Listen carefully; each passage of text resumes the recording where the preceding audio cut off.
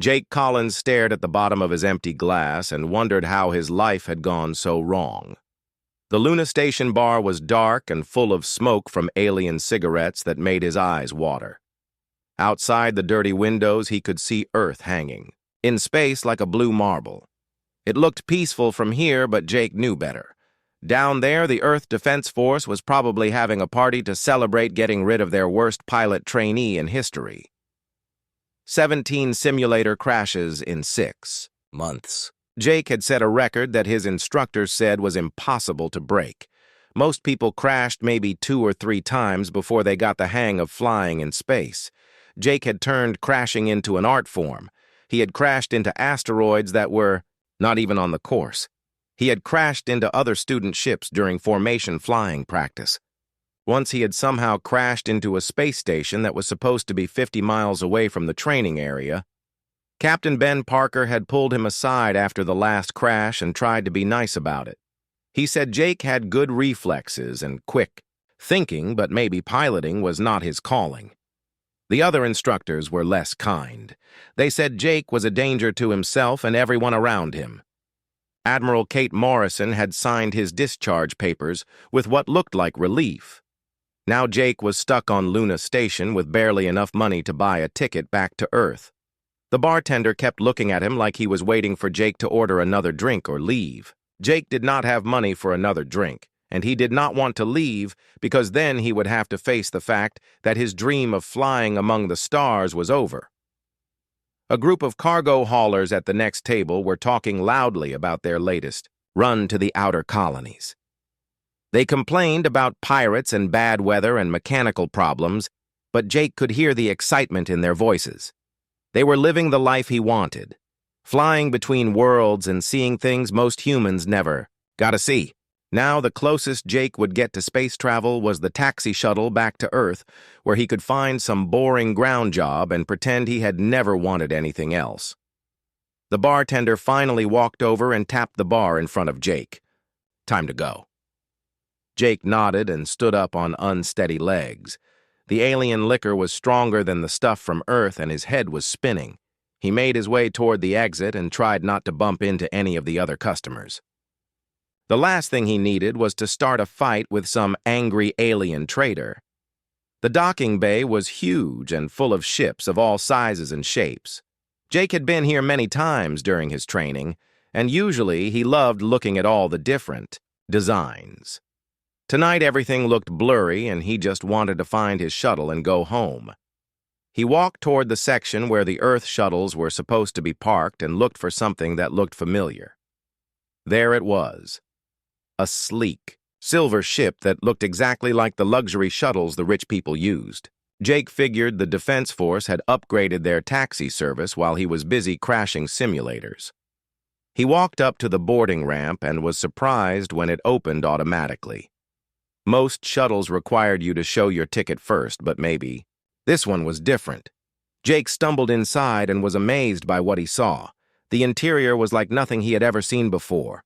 The walls seemed to glow with their own light, and the seats looked like they were made of some kind of liquid metal that shifted and moved. Everything was clean and bright and expensive looking.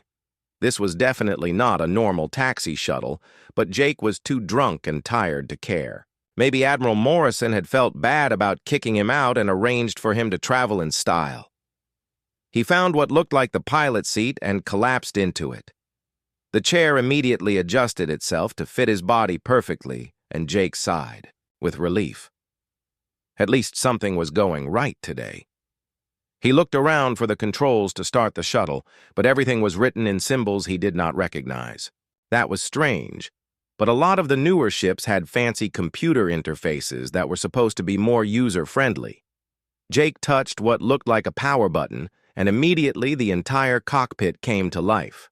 Screens lit up everywhere showing star maps and navigation data and technical readouts he could not understand. This was definitely not a taxi shuttle. This looked like the bridge of a warship, but that was impossible. Civilian shuttles did not have this kind of equipment. A pleasant voice started speaking in a language Jake had never heard before. Then the voice switched to English, and Jake nearly fell out of his chair. The voice was coming from the ship itself, and it was welcoming him aboard. It called him something that sounded like master and asked for his destination. Jake tried to tell the ship he wanted to go to Earth, but his tongue was thick from the alcohol and the words came out wrong. Before Jake could correct himself, the ship had already started moving. Through the front window, he could see Luna Station getting smaller and smaller. This was bad. This was very bad. Jake was supposed to be on a taxi shuttle to Earth, but instead he was on some kind of alien ship that was taking him somewhere else. He tried to find the communication controls to call for help, but everything was labeled in those strange symbols. The ship was moving faster now, and Jake could see they were leaving Earth's solar system entirely. The stars outside were changing, and he could feel the ship accelerating in ways that should have been impossible. Whatever kind of ship this was, it was much more advanced than anything the Earth Defense Force had in their fleet. Jake was starting to sober up fast, and he realized he might have made the biggest mistake of his life. The communication panel started flashing with incoming messages from multiple sources. Jake could see at least 20 different alien languages, scrolling across the screens, and all of them seemed very angry. The universal translator kicked in, and Jake felt his blood turn cold as he read the messages. They were all demanding the immediate return of His Imperial Majesty's flagship and threatening terrible punishment for whoever had dared to steal it. Jake Collins had somehow managed to steal the personal ship of an alien emperor, and he had no idea how to fly it home. Jake spent the next 3 hours trying not to panic while alien warships appeared on his screens like angry wasps around a hive. The ship he had accidentally stolen was apparently called the Sovereign's Wrath, and it belonged to someone called Emperor Zixthala, who ruled 10,000 worlds and was not happy about his missing flagship. Every few minutes, another fleet would jump into the area and start shooting at Jake's ship while demanding his immediate surrender. The good news was that the ship seemed to know how to defend itself without Jake's help. Whenever enemy weapons fired at them, some kind of automatic shield system would activate and deflect the shots harmlessly into space. The bad news was that Jake had no idea how any of this worked, and he was getting farther from Earth with every passing minute. The star maps showed he was now somewhere called the Hegemony Central Sectors, which meant absolutely nothing to him, except that it was very far from home. Jake had tried everything he could think of to contact Earth, but the communication system was too advanced for him to understand. Every button he pressed seemed to make things worse. At one point, he accidentally sent out what the computer translated as a formal declaration of war against the entire hegemony. Another time, he somehow activated what appeared to be a doomsday weapon that made several enemy ships flee in terror. Jake quickly turned that off before he destroyed half the galaxy by mistake. Just when Jake thought things could not get any worse, the communication panel lit up with an incoming message from Earth. He almost cried with relief when he heard a familiar voice speaking English. It was Dr. Ryan Clark from the Defense Force Research Division. Jake had met him a few times during his training, and Ryan had always been nice to him, even when everyone else thought he was hopeless. Ryan explained that Earth's deep space monitoring stations had picked up Jake's panicked transmissions and traced them to his current location. The Earth Defense Force was scrambling every available ship to come help, but it would take weeks for them to reach Jake's position. In the meantime, Ryan and his team would try to help Jake figure out how to operate the alien ship and hopefully keep him alive long enough for rescue to arrive. The first thing Ryan taught Jake was how to use the ship's cloaking device, which made them invisible to most enemy sensors. This gave Jake a chance to catch his breath and learn about his situation without getting shot at every few minutes. The Sovereign's Wrath was apparently the most advanced ship in the galaxy, with technology that made Earth's best warships look like toys. It had weapons that could destroy entire fleets and shields that could withstand attacks from multiple enemy battle groups at once. While Jake was learning about his ship's capabilities, Ryan was gathering intelligence about the hegemony from Earth's alien contacts. The news was not good. Emperor Zixthala had ruled his empire for over 3,000 years and was known throughout the galaxy as a brutal tyrant who crushed any opposition without mercy. His personal fleet was searching for Jake, and they had orders to bring back the ship and its thief dead or alive. The Emperor preferred alive because he wanted to make an example of whoever had dared to steal from him. Jake was still trying to process this information when his sensors detected a battle happening nearby. A group of refugee ships was being attacked by hegemony patrol vessels, and it looked like the refugees were losing badly. Jake knew he should stay hidden and avoid getting involved, but watching innocent people get slaughtered was more than he could handle. Against Ryan's advice, Jake dropped the cloak and flew toward the battle. What happened next surprised everyone, including Jake himself. He meant to just distract the hegemony ships so the refugees could escape, but when he tried to fly between them and their targets, he accidentally activated the Sovereign's Wrath primary weapons. The result was spectacular and terrifying. Beams of pure energy lanced out from Jake's ship and cut through the enemy vessels like they were made of paper. In less than 30 seconds, Jake had destroyed an entire hegemony patrol squadron without even meaning to. The refugee ships immediately sent grateful messages thanking Jake for his rescue. Their leader was a human woman named Ellen Rodriguez, who had been captured by the hegemony years ago and forced to serve as a planetary governor until her world rebelled. She explained that thousands of refugee ships were fleeing hegemony space after failed uprisings on dozens of worlds.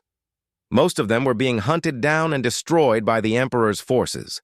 Ellen asked for permission to come aboard Jake's ship, and when she saw the Sovereign's Wrath from the inside, her eyes went wide with amazement. She knew exactly what kind of ship this was and what it meant that a human was now in control of it. This was not just the Emperor's personal transport. This was the command ship for the entire hegemony fleet. Every major battle for the last 1,000 years had been coordinated from this bridge. Ellen helped Jake understand what he had stumbled into. The hegemony was held together by fear and the belief that the Emperor was invincible. His personal fleet was the symbol of his power, and his flagship was the most important symbol of all. By stealing it, Jake had done something that billions of enslaved beings had dreamed of but never dared attempt. Word of the theft was already spreading through underground resistance networks across the galaxy. More refugee ships began appearing as news of Jake's rescue spread. Within hours, he found himself in command of a small fleet of desperate beings who saw him as their salvation. Ellen tried to explain to them that Jake was not some master strategist or legendary warrior. He was just a failed pilot who had gotten drunk and stolen the wrong ship. But the refugees did not care about Jake's qualifications. All they knew was that for the first time in generations, someone was fighting the hegemony with their own weapons and winning. Jake tried to tell them he just wanted to go home to Earth, but Ellen shook her head sadly. The Emperor would never let him leave alive now. Jake had humiliated Zixathala in front of the entire galaxy, and that was something the ancient tyrant could never forgive. The only way Jake would survive this was if he learned to fight back and fight back hard. The communication system lit up again with a message from Captain Ben Parker, who was Jake's old flight instructor. Ben was coming ahead of the main Earth fleet in a fast scout ship and would reach Jake's position in just a few days. He warned Jake that the entire hegemony military was now hunting for him and advised him to keep moving and avoid major confrontations until reinforcements could arrive. Jake looked around the bridge of his stolen flagship at Ellen and the other refugees who were looking to him for leadership. He thought about all those simulator crashes back at the academy and how everyone said he would never amount to anything as a pilot. Now he was commanding the most powerful ship in the galaxy, and somehow he had to figure out how to use it to stay alive long enough to see Earth again. The worst pilot in human history was about to become the most wanted man in the galaxy, and he still had no idea what he was doing. Jake had been living on the stolen flagship for 2 weeks now, and he was starting to get used to accidentally saving people. Every time he tried to hide from the Emperor's hunting fleets, he seemed to stumble into another situation where innocent beings were in trouble.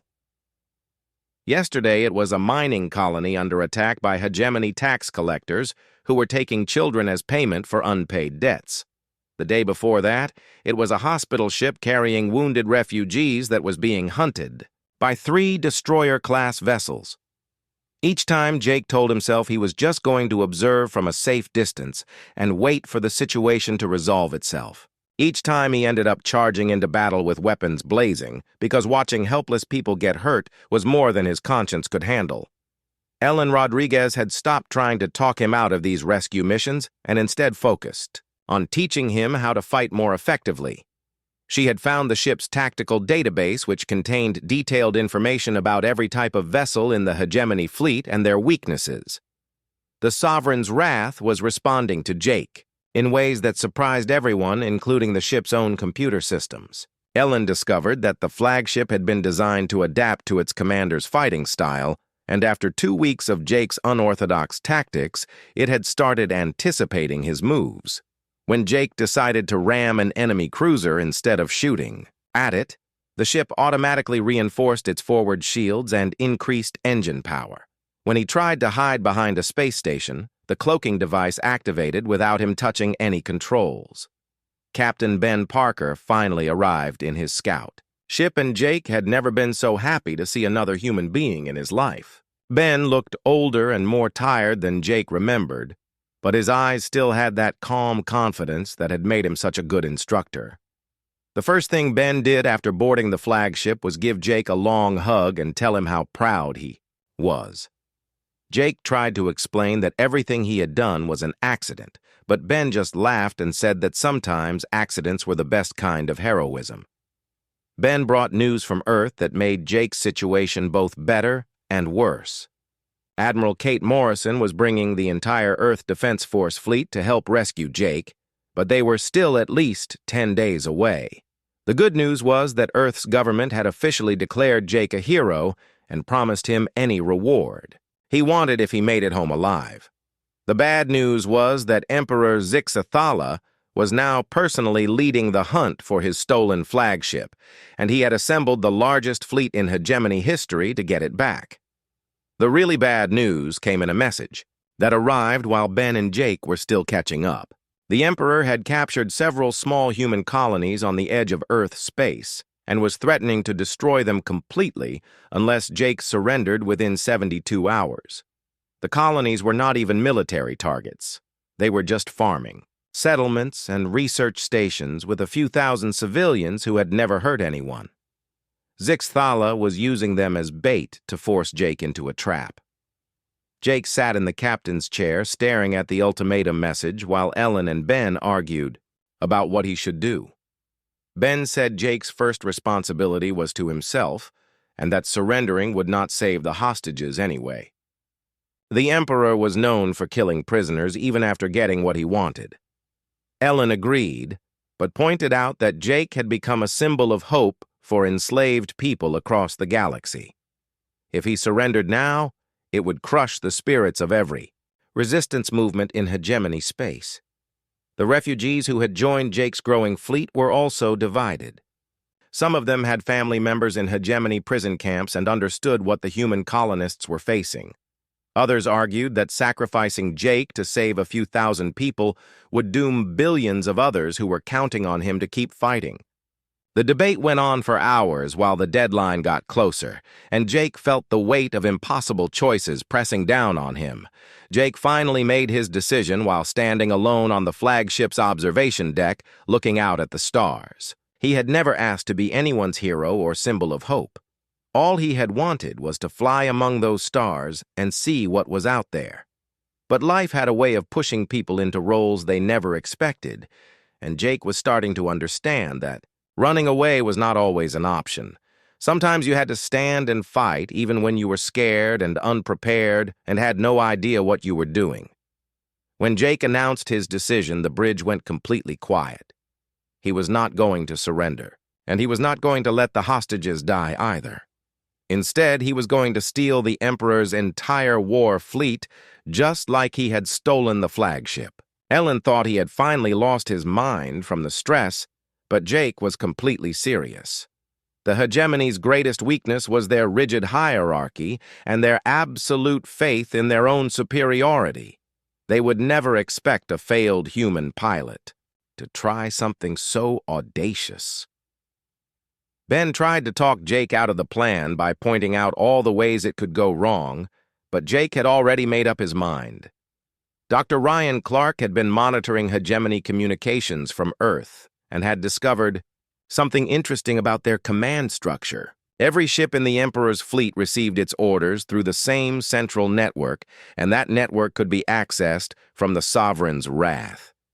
If Jake could get close enough to the main fleet, he might be able to take control of their ships, using the Emperor's own command codes. The plan was insane and had almost no chance of success, but it was better than surrendering or watching innocent people die.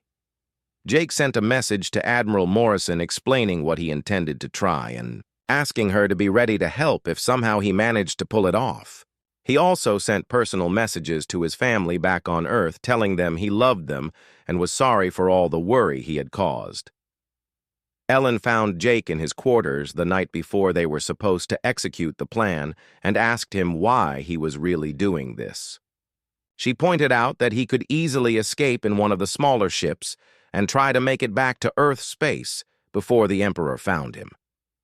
Jake thought about her question for a long time before answering. He said he had spent his whole life feeling like a failure and disappointing everyone who tried to help him.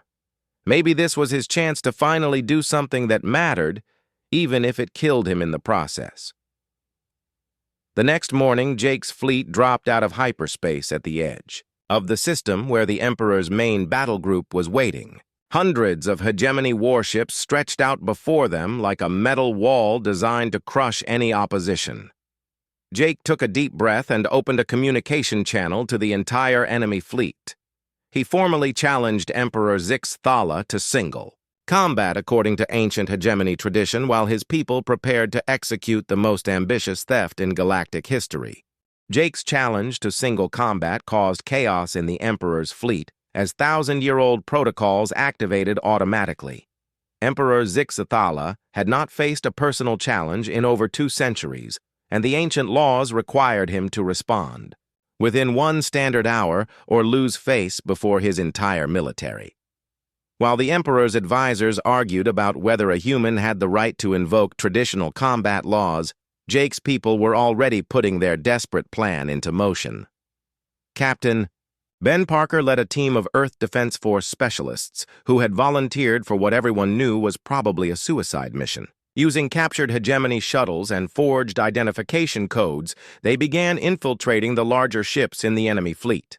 Their job was to reach the command centers and plant hacking devices that would give Jake access to each vessel's control systems. Ellen Rodriguez coordinated the technical aspects of the operation, while Dr. Ryan Clark provided remote support from Earth. The Emperor finally responded to Jake's challenge with a message that dripped with ancient arrogance and barely controlled rage. Zix Thala had ruled his empire since before humans had learned to make fire, and he was not about to let some primitive creature humiliate him further. He accepted the challenge but declared that the combat would take place aboard his personal battle station with weapons of his choosing. Jake agreed immediately, even though everyone told him it was obviously a trap.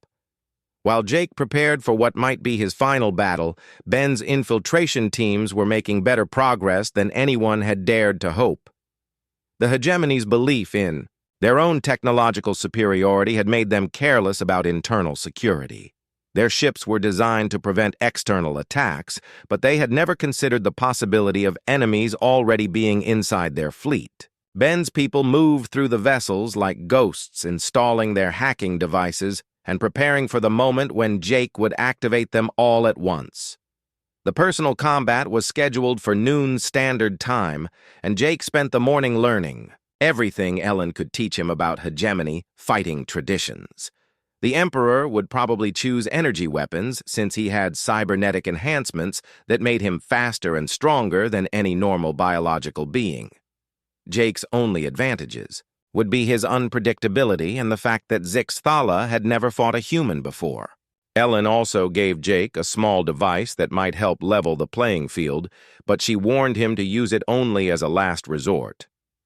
When the time came, Jake took a shuttle to the Emperor's battle station, while his fleet waited at the edge of the system. The station was a massive construct that housed millions of beings and contained enough firepower to destroy entire worlds. Jake felt very small and alone as he walked through corridors lined with alien guards who looked at him like he was some kind of exotic animal. He was escorted to an arena that could hold 50,000 spectators, and Jake realized this was going to be more than just a private duel. Emperor Zixathala was waiting in the center of the arena, and Jake got his first look at the being who had terrorized the galaxy for 3 millennia.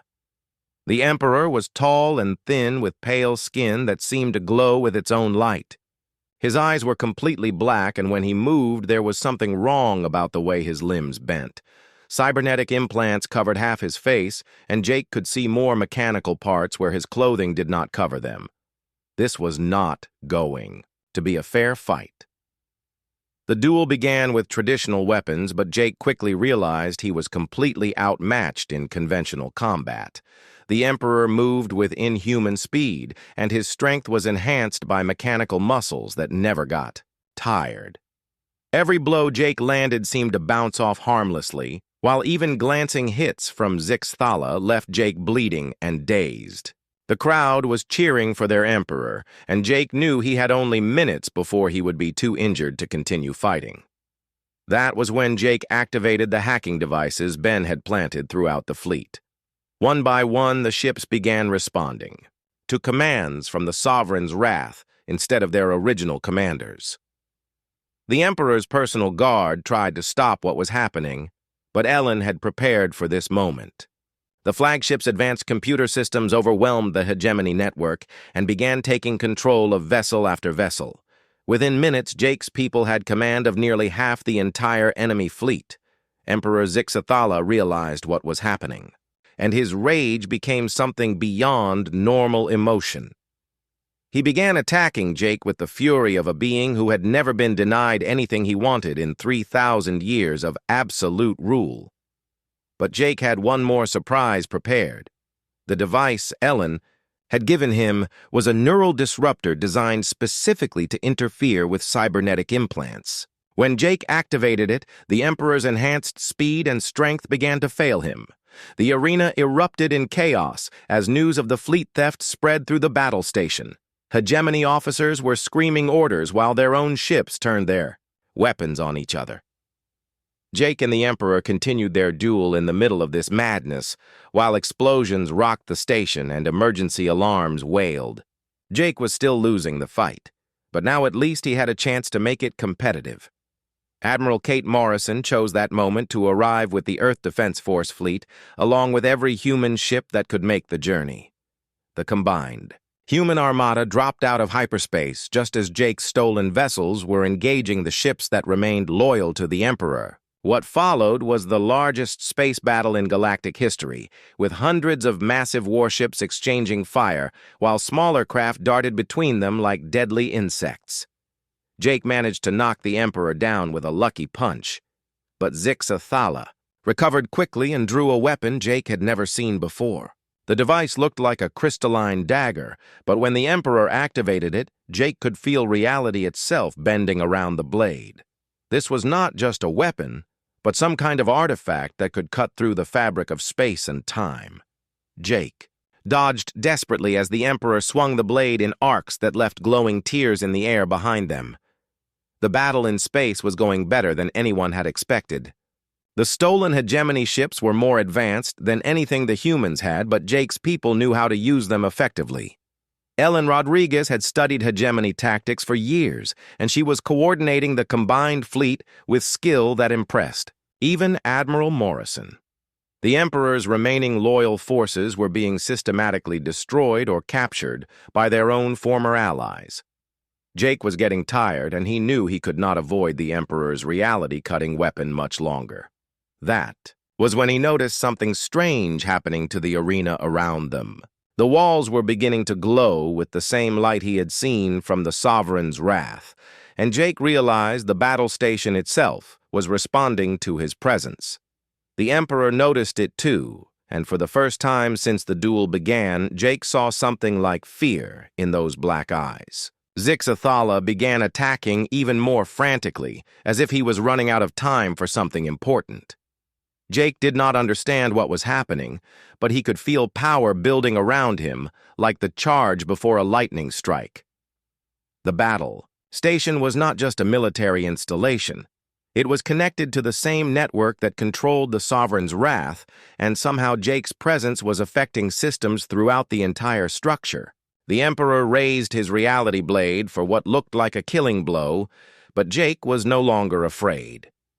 He could feel the station responding to his will, just like his flagship had learned to anticipate his needs.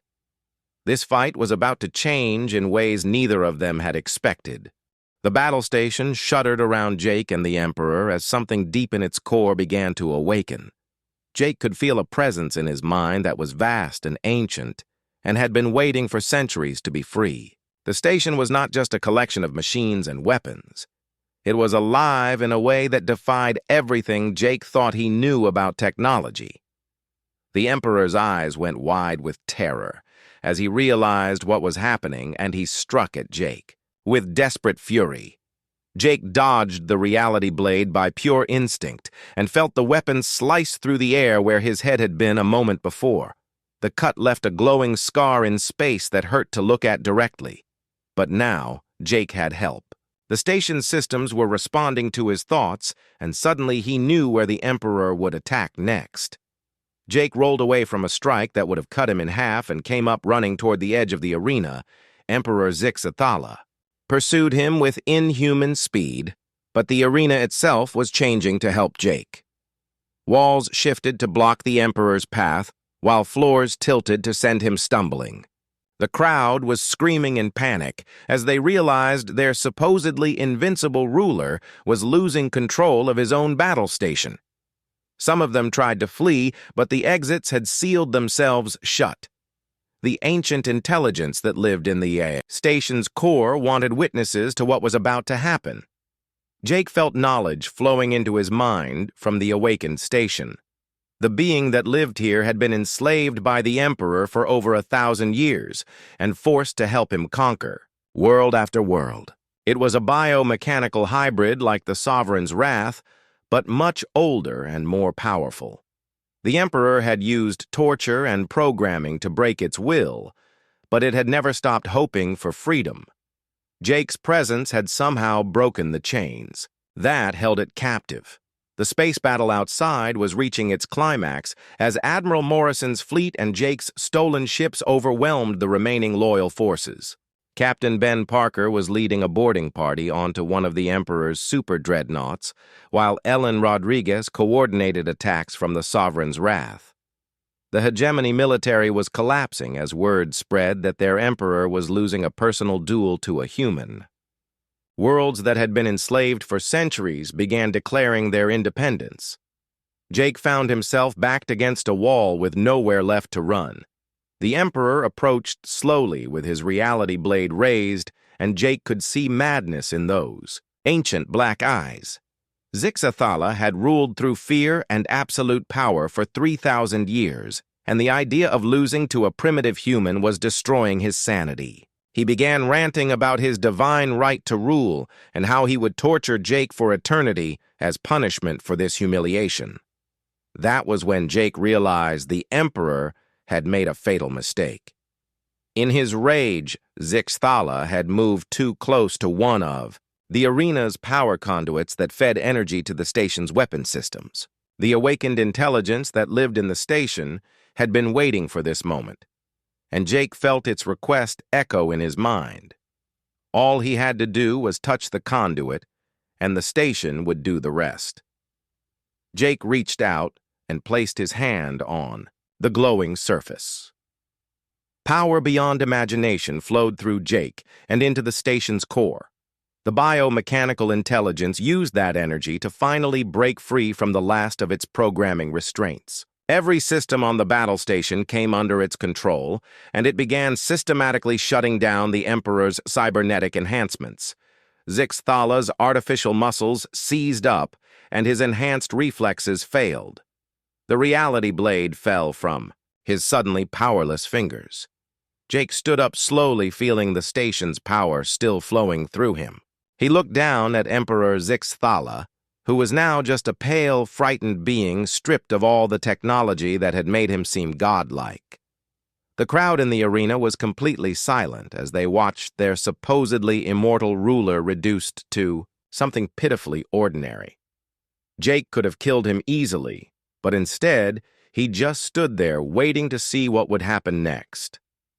The Emperor tried to crawl toward his fallen weapon, but the station's floor had become soft and sticky, trapping him in place. Jake felt the ancient intelligence asking him what should be done with its former captor. For a moment, Jake considered letting it take revenge for all the centuries of enslavement and torture, but then he thought about all the innocent people who had died because of this creature, and he knew that more death would not bring them back. Jake told the station to keep the Emperor alive but powerless. Let him live long enough to see his empire collapse and his slaves set free. Let him watch as the worlds he had conquered rebuilt themselves into something better. The biomechanical intelligence considered this request and agreed that it was a fitting punishment. Zixthala would spend whatever remained of his extended life as a prisoner in his own former stronghold. The space battle was ending with complete victory for Jake's forces. The few hegemony ships that had not been captured or destroyed were fleeing toward the outer rim of the galaxy. Admiral Morrison sent a message congratulating Jake on his incredible success, but also warning him that the real work was just beginning. An empire that had lasted for millennia could not be dismantled overnight, and there would be many challenges ahead. Jake made his way back to the Sovereign's Wrath, where Ellen Rodriguez and the rest of his friends were waiting to celebrate their impossible victory. But Jake did not feel much like celebrating. He kept thinking about all the people who had died during the battle and all the worlds that would need help rebuilding. The biomechanical intelligence that had been awakened in the battle station was already reaching out to other enslaved systems throughout the galaxy, offering them freedom from their hegemony oppressors. 6 months later, Jake found himself sitting in the same Luna Station bar where his adventure had begun. But now, instead of drowning his sorrows, he was surrounded by beings from across the galaxy who wanted to buy him drinks and hear stories about his battles. He had been promoted to Admiral of the Liberation Fleet and was helping former slave worlds establish their own governments. Earth had gained dozens of new allies and access to technology that would transform human civilization. Admiral Kate Morrison appeared at Jake's table and sat down across from him. She had an offer that she thought might interest him. Earth was planning to launch a new deep space exploration program to map the unknown regions beyond the former hegemony borders. They needed someone to command the expedition, and Jake's experience with alien technology made him the obvious choice. The job would mean years away from Earth, visiting worlds no human had ever seen before. Jake looked around the bar at all the different species drinking and talking together in peace. A year ago, most of them had been bitter enemies or slaves and masters. Now they were working together to build something better than what the Empire had offered. Jake had helped make this possible, but he knew the real work was just beginning. There were still unexplored regions of the galaxy where other tyrants might be enslaving innocent beings. Jake accepted Admiral Morrison's offer, but only on one condition. The new exploration ships would need better warning labels on their control panels because he still considered himself the worst pilot in human history. Morrison laughed and agreed to his terms. Jake Collins had gone from failed pilot trainee to galactic hero, but he had never lost his ability to find trouble in the most unexpected places. The galaxy was about to discover what happened when you gave the worst pilot in human history command of the most advanced exploration fleet ever assembled.